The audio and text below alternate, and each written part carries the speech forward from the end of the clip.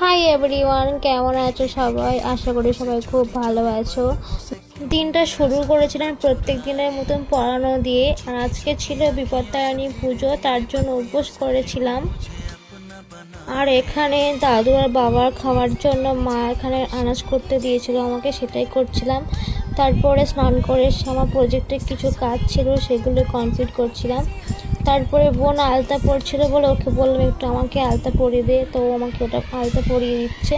তারপর রেডি হয়ে শাড়ি পরে পুজো ওখানে গিয়েছিলাম, আর এখানে আমাকে চন্দন পরিয়ে দিচ্ছিল।